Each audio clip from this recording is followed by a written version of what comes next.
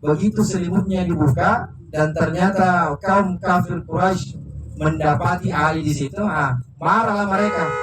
Marah, saking marahnya lupa dia bahwa ternyata Ali yang ini Ali yang di bawah selimut.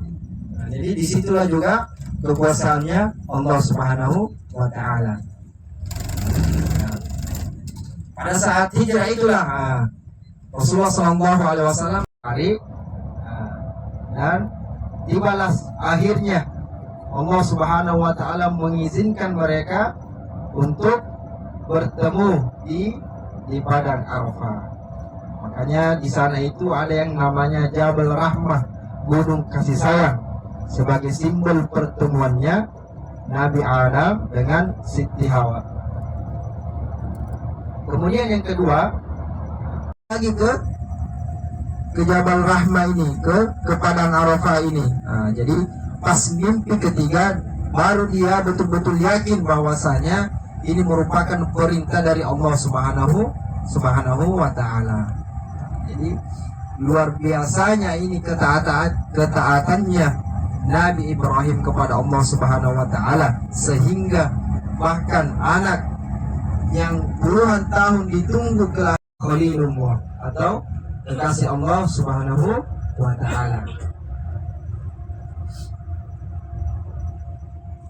Sampai ya Bapak Ibu sekalian itu 3 kali Nabi Ibrahim pulang balik naik ke Jabal Rahmah untuk mengkonfirmasi apakah ini betul-betul dari perintah Allah Subhanahu wa Ta'ala atau dari syaitan. Jadi perlu juga kita mimpi Nabi Ibrahim tadi, maka dia rela pulang balik naik ke Jabal Rahmah atau padang Arafah untuk betul-betul memastikan jangan sampai ini mimpinya hanya dari setan.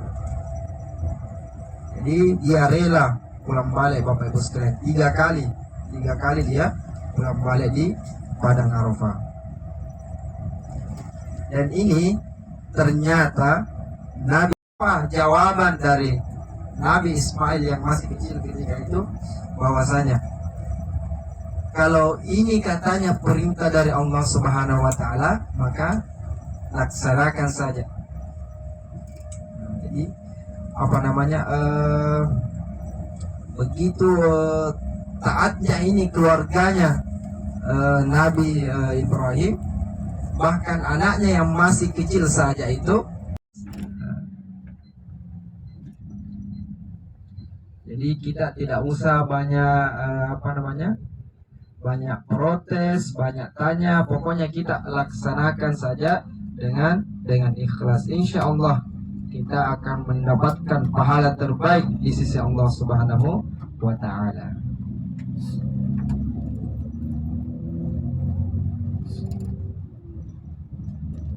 Kemudian Bapak Ibu supaya langgeng, supaya bisa sampai ke surga. Kadang juga ada ibu-ibu atau bapak-bapak itu dia tulis namanya anaknya atau namanya cucunya, supaya katanya bisa dapat jodoh yang terbaik dari Allah Subhanahu wa Ta'ala. Jadi kalau sebentar ada yang mau naik dan tulis nama, silahkan, saya tidak larang, asal jangan nama pasangannya orang kita tulis. Tendanya kan tak dibuka ya. Biarkan saya begitu, nanti kalau mau masuk musim haji baru dibenahi lagi semua. Makanya sekarang mulai lagi pasang-pasang tenda itu di Bir Ali kemarin. Ini yang mau Tenda jadi mana aja di mana.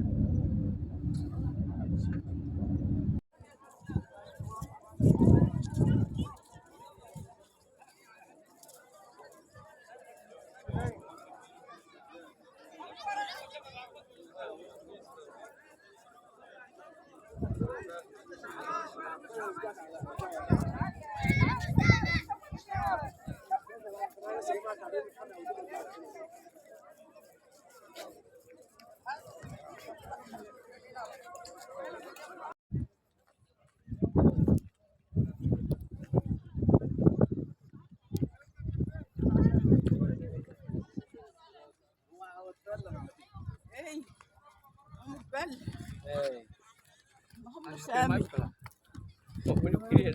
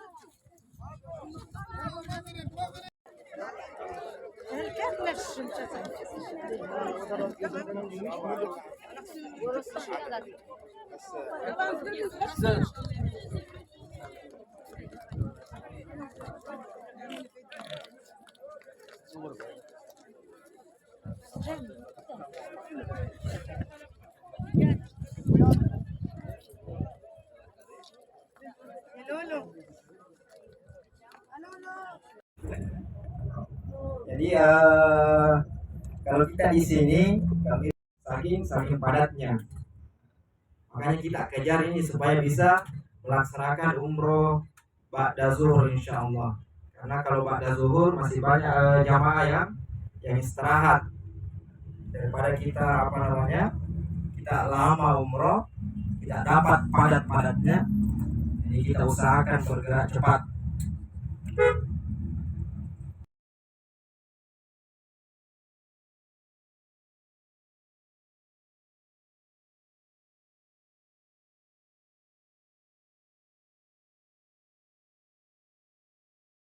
Mau mendaki di sini di Jabal Sur. Kalau ada nanti kita temani. Kali Pak Ustaz puasa.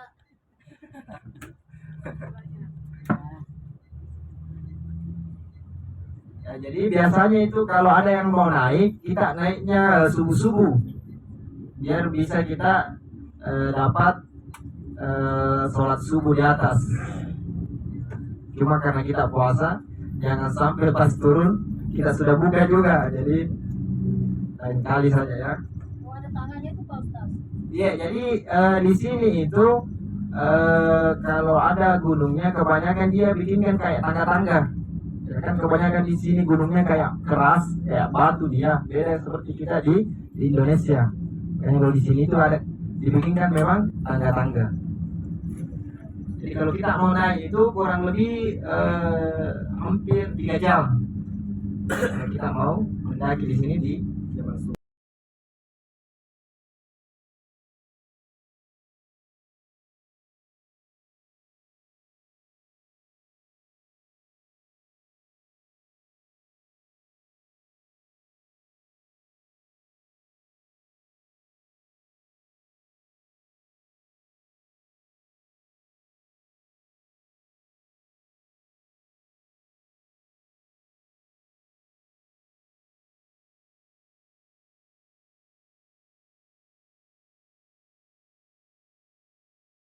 Kafir Quraisy ketika hijrah dari kota Mekah menuju kota Madinah. Nah, jadi yang paling berjasa pada saat itu adalah keluarganya Abu Bakar As-Siddiq, karena mereka lah yang setiap hari bawa makanan ke atas itu. Jadi pulang balik setiap hari dibawakan makanan selama 3 hari 3 malam.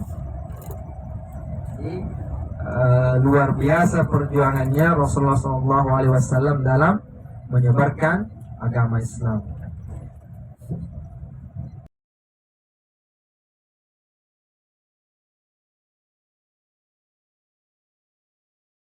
Apa itu padang Arafah?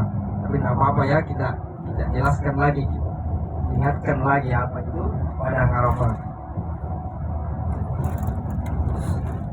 Jadi padang Arafah ini memiliki sejarah penting yang berkaitan dengan 3 nabi. Memiliki sejarah penting yang berkaitan dengan 3 nabi.